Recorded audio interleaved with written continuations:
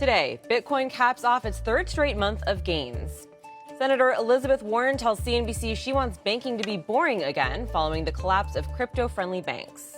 And we take a look at how startups are using blockchain technology to speed up construction around the globe.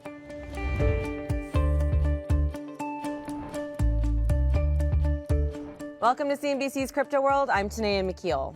Crypto prices in the green on the last day of March after the Fed's favorite inflation gauge rose by 0.33% in February, which was less than expected.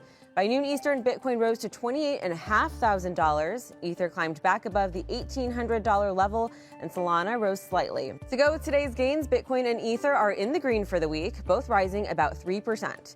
Today is also the last day of March, and it's been a big month for Bitcoin. That cryptocurrency rallied 20% in the past 30 days. It's on pace to end the quarter up more than 70%. Okay, moving on to today's top stories. First up, Senator Elizabeth Warren took to CNBC's Squawk on the Street this morning to stress that she wants banking to be boring again. Those comments, of course, come after the failures of two banks which serviced many startups and crypto companies. The longtime critic of the financial industry also emphasized that people and businesses should always be able to count on banks being accessible.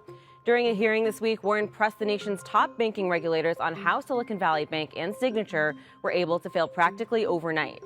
Financial regulators closed the two banks earlier this month, citing systematic contagion fears after negative news triggered bank runs. In the week since their collapse, Warren has authored or sponsored 3 new bills related to bank oversight. You kind of look at everything that broke here. It's also that we permitted the regulators to take their eye off the ball. Banking is a regulated industry for a reason, because of its impact on the rest of the economy. We need the regulators right now, just as Joe Biden said yesterday.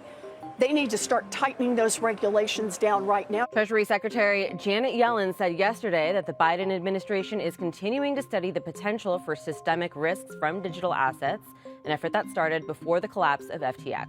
Next, Do Kwon, the co-founder of Terraform Labs, was indicted in the U.S. following his arrest in Montenegro.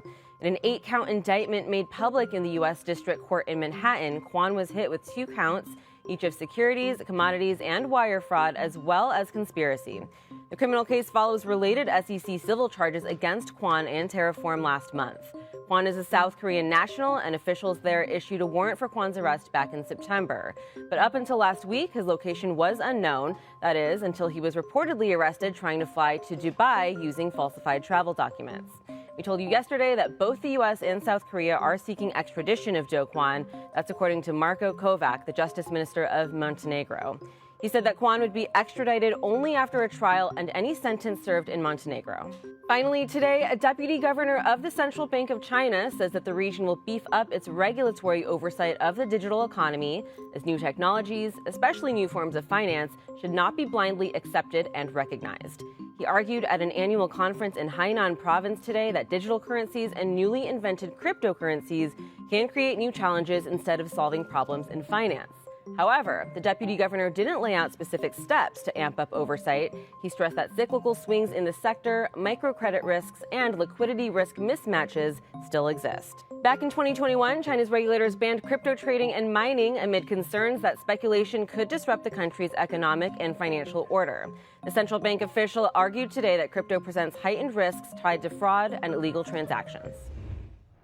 All right, on to our main story. The crypto industry has faced a wave of criticism after the demise of FTX and the fall from the high prices back in 2021. Now more than ever, developers of blockchain businesses have to prove themselves and, importantly, show real use cases that can grow beyond simply trading cryptocurrencies. So Crypto World's Jordan Smith traveled down to Miami to explore one of these real-world use cases and hear how a startup is hoping to revolutionize the construction industry through blockchain technology. At the end of the day, what we want to do is improve projects and project outcomes for our customers. So blockchain is really just a technology that allows us to do that. This is the co-founder of DigiBuild, Robert Salvador, and he's trying to bridge the gap between construction and blockchain. On the surface, it might not seem like crypto and blockchain have much in common with construction, but both industries faced a reckoning in recent years. Crypto weathered a crisis in confidence and a crash in trading volume, while construction has been riddled with insane demand. The COVID-19 pandemic upended the construction industry. Record-breaking demand, sky-high prices, and huge wait times for materials meant chaos for the industry. An end of 2022 report from CBRE found that construction costs rose by 14.1% in just 12 months. The historical average is more like 2 to 4%.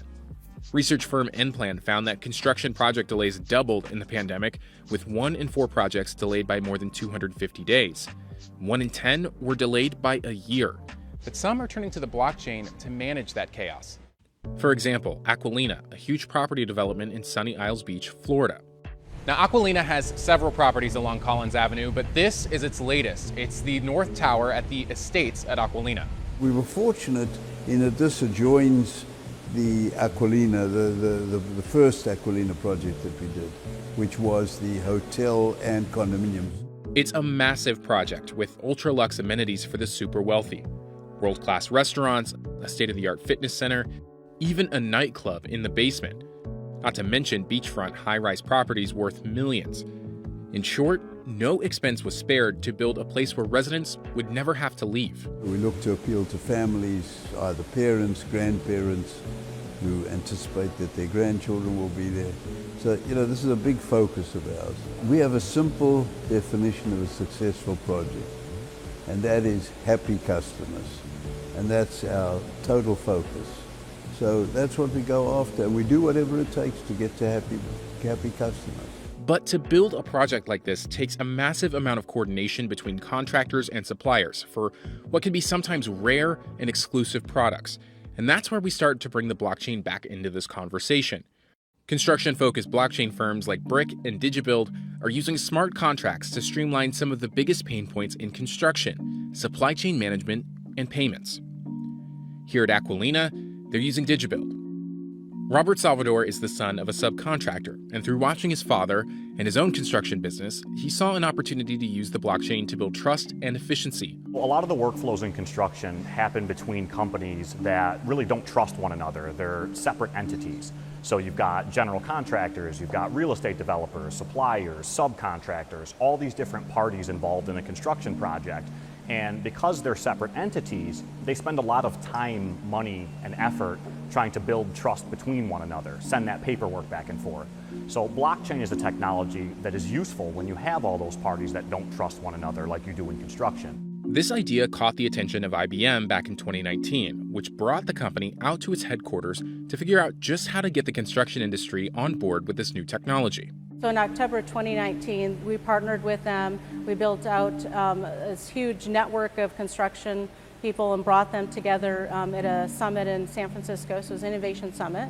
And from that, we sat down for 2.5 days and said, hey, what's next in the industry? What's most needed? So we had our ideas about it, but really what came out of there at the top of the list was supply chain. It was broken. Since then, the company also caught the attention of startup accelerator Y Combinator and brought in big-name clients nationwide. And unlike other use cases for blockchain and crypto, customers don't have to have any knowledge of blockchain. The goal is that it just works.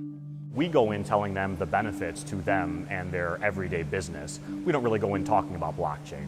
The same way when you send an email, I don't ask you what server are you using, or are you using the TCP protocol. You kind of just get an email, and whatever that use case is, you use it. DigiBuild handles the coordination between suppliers and contractors.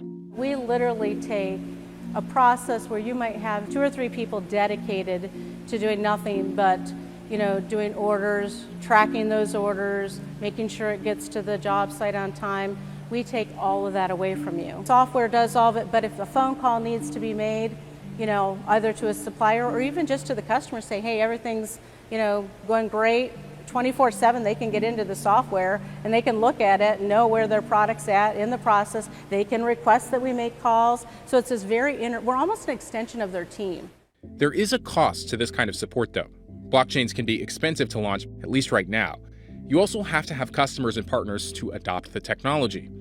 One of DigiBuild's partners, IBM, and shipping giant Maersk launched a blockchain logistics project dubbed TradeLens back in 2018. It promised to streamline shipping by linking partners worldwide, but by the end of 2022, the companies wound down the project as it failed to reach a critical mass of users.